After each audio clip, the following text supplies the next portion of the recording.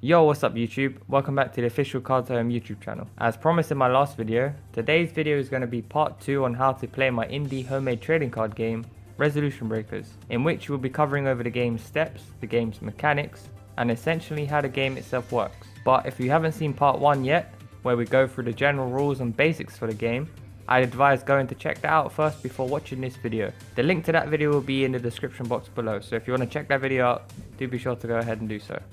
So before we move on to actual steps themselves, we'll quickly go through how to start a game. So first, both players shuffle their respective deck before cutting their opponents. Always be respectful towards your opponent and their cards. Both players will then draw 5 cards from their deck, which are then given the option of shuffling back any amount of cards from those cards that they've drawn back into their deck. If you choose to do that, draw again until you once again have 5 cards in your hand. This is also referred to in card games as mulligan. You can only do this once, and whether you do this or not, this is now your starting hand. You will then determine whoever is going to be going first, whether by rock paper scissors, a coin toss, etc. Whichever player takes the first turn cannot attack during this turn. Then, both players place the top 5 cards from their deck into their reserve pile face up. Any cards placed in your reserve pile are always placed there face up. Note, any support cards placed this way at the very start of the game do not activate.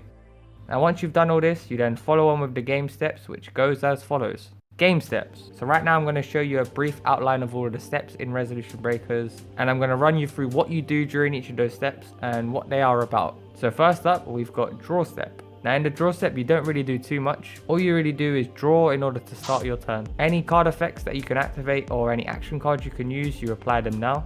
Next up we've got refresh step.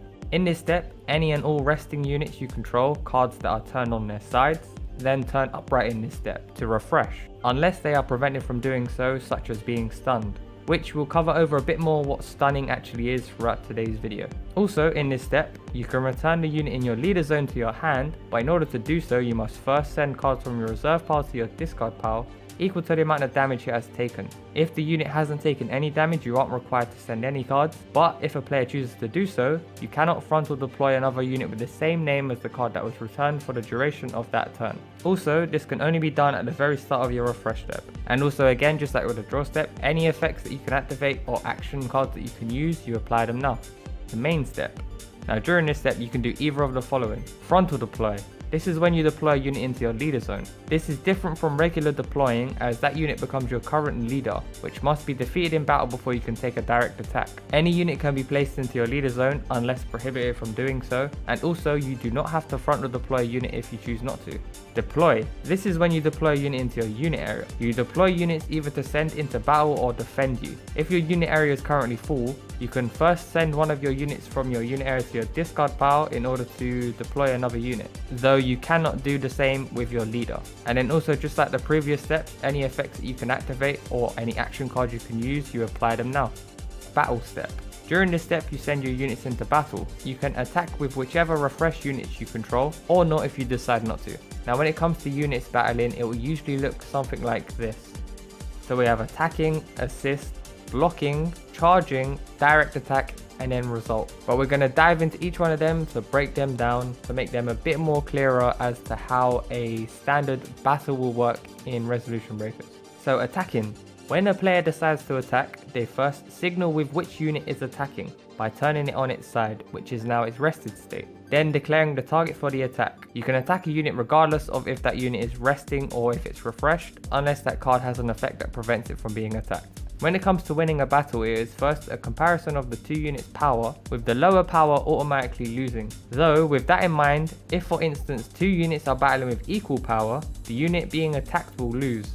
The attacking unit always has the upper hand in Resolution Breakers, as they are the unit that's attacking. The unit which loses the battle then has the winning unit's hit dealt to their life, and if dropped to 0, it is then sent to the discard pile. Assisting.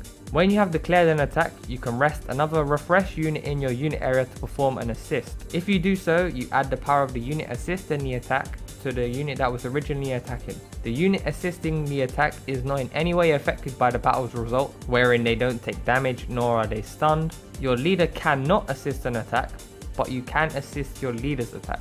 you must declare whether you are performing an assist for an attack before a block can be declared by your opponent, and you can only perform an assist with a maximum of 1 unit. Blocking. If you are the one that's being attacked, in order to block, a player must first declare they are blocking. If so, just like with attacking, they must signal which unit is blocking the attack by turning it on its side, which is now resting. When a block has been declared, the unit blocking automatically then becomes the target for the attack. Though with blocking, if the blocking unit's power was greater than the attacking unit, the attack fails and the block is successful, now leaving the attacking unit stunned. A stunned unit does not refresh in the control of that unit's next refresh step. An attacking unit does not receive any damage from a blocking unit. The unit in your leader zone cannot block, but they can be stunned if their attack is blocked successfully by another unit, and you can only block with a maximum of 1 unit. Charging. When a player attacks with the unit in their leader zone, either directly or to another unit, you must always charge the top card of your deck. Now, we covered over what charging was in my previous video, which basically just means you send the top card of your deck to your reserve pile. Now, this form of charging is only performed after a block has been declared or not. Direct attack. If a player doesn't have a unit in their leader zone, the opposing player can then decide to declare a direct attack. A direct attack can be blocked if the player controls any units able to block it, but if not, the player then takes damage equal to the attacking unit's hit, and in turn takes an equal amount of cards from their reserve pile and adds them to their hand. Now remember, the goal of the game is to deal 5 damage to your opponent. And then result, which is basically just the result of whatever attack has been made, or any block or any direct attack. Once the player either decides to not attack or they have no more units to attack with, it has now reached the end of the battle step, so any effects that activate or action cards you can use, you apply them now. End step. After resolving and activate any other cards/effects that you can use, it now turns to the start of the next player's turn, going through each step also until a winner is decided. Now, for the final things I'd like to just quickly touch on in this video is something that I missed in my previous video, which one of them is something we actually spoke a bit about in this video. Stunning. I really should have added this into the game/card term section, which we'll do now, as stunning will play a big part of the game. But when a unit is stunned, it just means that unit will be prevented from refreshing in the control of that unit's next refresh step from the turn it was stunned. Saying this though, just because the unit is stunned does not mean it's prevented from being refreshed by a card's effect. And once the card then refreshes, it then loses its stun. And then 3 things that you will also find on cards in Resolution Breakers. Before cards effects, you will see a black box that contains either the words perm, act, or auto. These stand for the 3 different card effect types that are in the game. Act, which is short for activated, which basically means a card effect that you yourself have to activate and trigger, which are usually just card effects that work during your turn's main step. Now, an auto effect, which is short for automatic effect, is basically just card effects that will activate all on their own, where basically they will either be triggered by the act of doing something or something else triggering them. And then finally, a perm effect, which is short for permanent, are basically just card effects that are always active throughout the game.